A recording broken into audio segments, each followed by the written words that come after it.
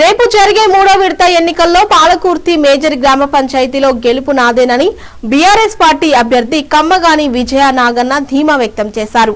పాలకుర్తిలోని అన్ని వార్డుల్లో ఎన్నికల ప్రచారంలో ప్రజల నుండి మంచి ఆదరణ లభించిందని, మాజీ మంత్రి పాలకుర్తిలో చేసిన అభివృద్ధి నన్ను గెలిపిస్తుందని ఆశాభావం వ్యక్తం చేశారు.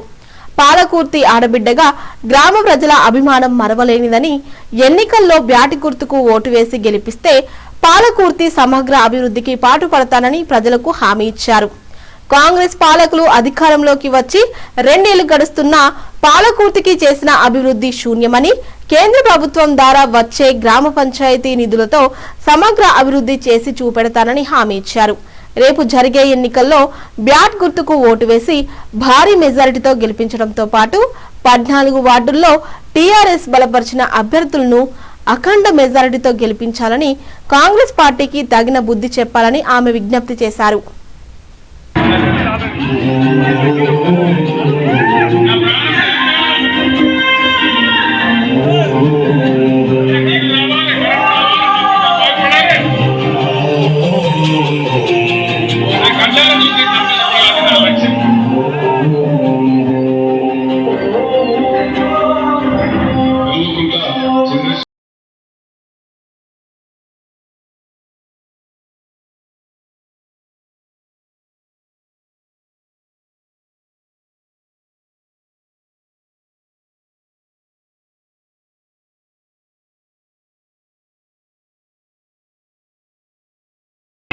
నేను కమ్మగాని విజయ నాగన్నను టీఆర్ఎస్ అభ్యర్థిగా నన్ను ఎన్నిక చేసుకున్నారు.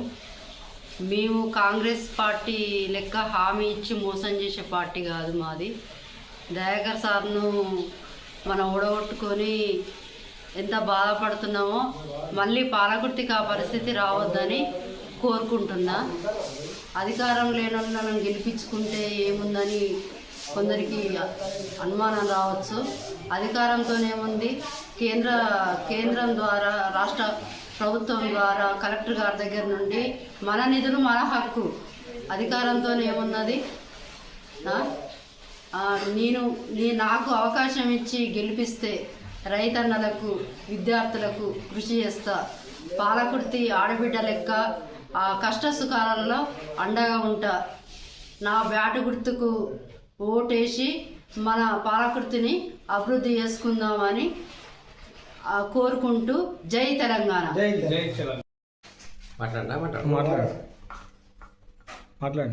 పాలకుర్తి గ్రామంలో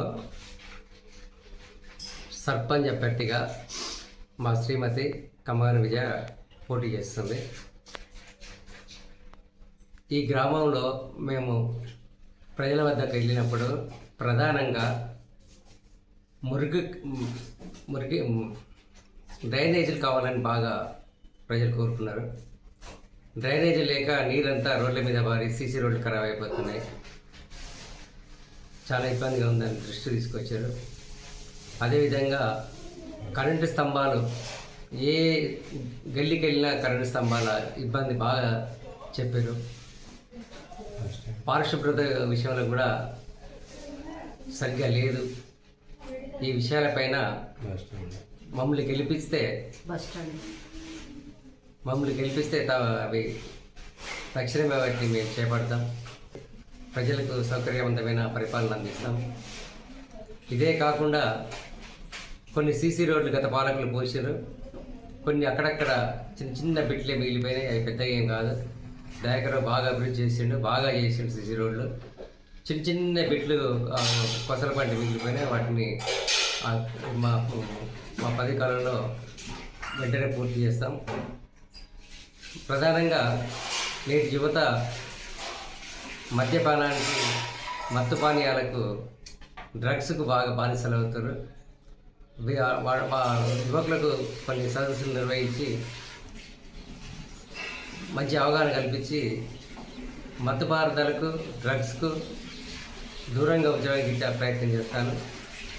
ఎడ్యుకేషన్ విషయంలో ప్రతి కుటుంబంలోకి వెళ్ళి మీ పిల్లల భవిష్యత్తు చక్కగా తీర్చిదిద్దాలంటే మీరు చదువుల విషయంలో ప్రోత్సహించాలి. మీ తల్లిదండ్రులకు నచ్చ చెప్పి ఉన్నత చదువులు మన పిల్లలకు చదువు నేర్పించుకునేలా తల్లిదండ్రులను ప్రోత్సహించి యువకులను ప్రోత్సహించి ఉన్నత విద్య వైపు వాళ్ళను తీసుకుపోవడానికి ప్రయత్నం చేస్తాం. అదేవిధంగా అనేక సంక్షేమ కార్యక్రమాలు నేను చేపట్టిన నా భార్య సహకారంతో కూడా లయన్స్ క్లబ్లో కూడా పనిచేసినాం. సర్దార్ సర్వే బాపన ట్రస్ట్ ద్వారా కూడా పేద ప్రజలకు గీత కార్మికులకు కూడా ప్రతి సంవత్సరం ఆర్థిక సాయం అందిస్తున్నా.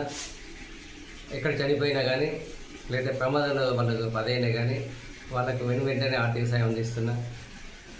అందుకోసం ఈ గ్రామం అభివృద్ధి చెందాలంటే మీరు నాకు ఓటేసి మా శ్రీమతి అయిన కమ్మగాని విజయ బ్యాట్ గుర్తుకు ఓటేసి గెలిపించవలసిందిగా